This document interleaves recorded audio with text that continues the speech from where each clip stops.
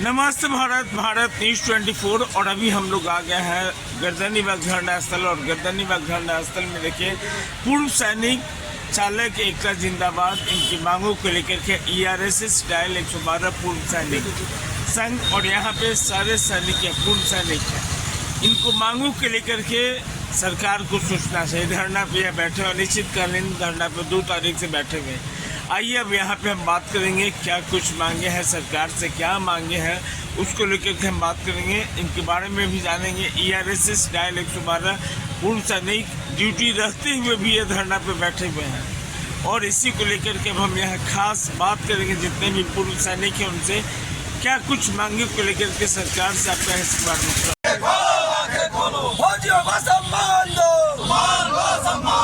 समान काम का समान वेतन दो, बिहार सरकार के नौकरियों में 12% का आरक्षण दो, बिहार सरकार आगे खोलो। कुछ मांगे हैं किस लिए आप लोग? नमस्कार सर जी। सबसे पहले आपको नमस्कार और बहुत बहुत धन्यवाद सर, जो आपने हमारी दर्द और दुख को सुनने के लिए आए सर और सरकार तक हमारी बातों को पहुंचाने के प्रयास आप ही लोग के माध्यम से सरकार सुनेंगे सर। सर हम लोग धरना प्रदर्शन ऑल बिहार चालक कर रहे हैं 112 ERSS 1 मंथ डायल 1 मंथ है ना। तो हमारी सर धरना प्रदर्शन 2 सितंबर से शुरू है सर। अभी फ़िलहाल अनिश्चितकाल के लिए है। पहले तो 5 दिन के लिए हम लोग रखे थे, लेकिन सरकार की तरफ से कोई आश्वासन या कोई सरकार की तरफ से कोई प्रशासनिक व्यक्ति या कोई भी अधिकारी मिलने नहीं आए। इसकी वजह से हम लोग ने धरना प्रदर्शन को और अनिश्चितकाल के लिए कर दिया है सर। सबसे बड़ी बात है सर कि हम लोगों को 2022 में 112 के चालक के रूप में भूतपूर्व सैनिक को भर्ती किया गया था जी। हम लोग भूतपूर्व सैनिक है, ट्रेंड सोल्जर है। बिहार सरकार में बहुत अच्छा सेवा प्रदान कर रहे हैं सर। 112 में पूरे बिहार में नाम कमा लिया सर 112 ने। और जो हम फौजी भाई 112 चाहे किसी भी थाना में ड्यूटी कर रहे हैं बहुत ही आले और उम्दे तरीके से अपना कर्मठता से ड्यूटी को कर रहे हैं, निभा रहे हैं सर। लेकिन सर सबसे बड़ी दुख की बात ये हो जा रही है सर कि हम ड्राइवरों के बीच में से सर 15 भाई मेरा शहीद हो गया है, डेथ कर चुका है सर। या ड्यूटी के दौरान आते जाते बाइक से मान लीजिए ड्यूटी जाना है आना है, उसके दौरान तो 15 जवान जो मेरा भाई बीच से गुजर गया, शहीद हो गया, उसको सर सरकार की तरफ से या हमारे प्रशासन में जो विभाग में हम सर्विस कर रहे हैं हम लोग, विभाग की तरफ से 1 रुपया के भी किसी तरह की सहायता राशि किसी को नहीं दिया गया सर। हम लोगों ने आपस में चंदा करके 200, 400, 500 जो भी है इकट्ठा करके सर और उनको डेथ फंड के रूप में या सहायता के रूप में या चंदा के रूप में आप जो भी समझ लीजिए, एक अपने वीर बहन वीर नारी बोलते हैं हम लोग जो भाई डेथ कर जाते हैं, उन वीर नारी को हमने पहुंचाने का कार्य किया है सर। देखा जाए तो सर हम लोगों को 2022 में 25,000 सैलरी पर सर हम लोगों को बहाल किया गया जी। 25,000 के सैलरी में सर अभी 3.5 साल के सर्विस में सर मात्र 750 रुपया बढ़ा।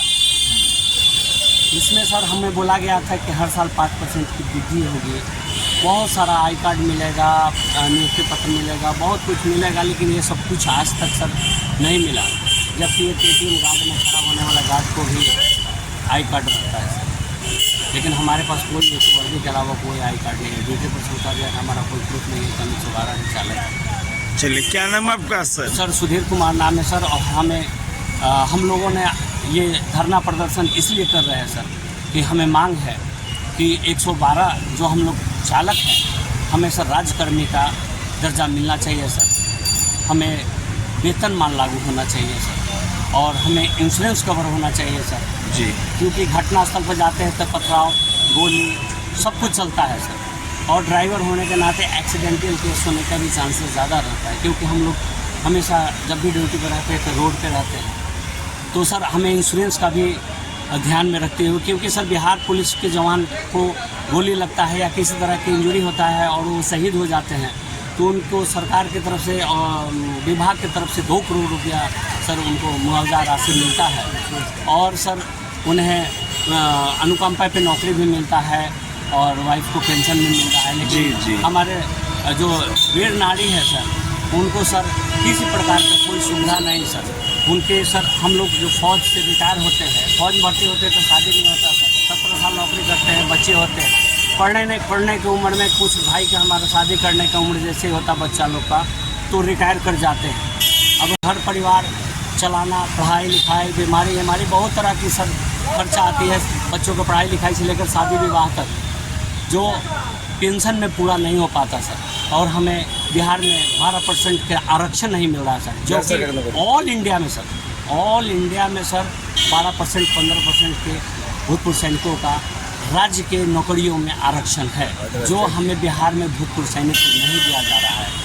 जब से देश आज़ाद हुआ सर, तब से लेकर आज तक किसी तरह का कोई आरक्षण नहीं सर। कोई भी पार्टी का मुख्यमंत्री बने सर, कोई फौजी का कोई मान सम्मान नहीं दिया, कोई फौजी की तरफ सोचा ही नहीं कि चलो फौजी है, इसको थोड़ा सा मान सम्मान जो अदर देश अलग स्टेट राज्य में मिल रहा है, कम से कम वो तो दे दे है, तो वो भी सर हमें नहीं मिल रहा है। तो सर बहुत दुख की बात है सर कि हम 7 दिन से आज 2 तारीख से लगातार धरना पर बैठे हुए हैं, कोई अभी तक अधिकारी लेने नहीं आया कि हम लोग ये वर्दी पहन के सर हमने देश संभाला, बॉर्डर पर गया।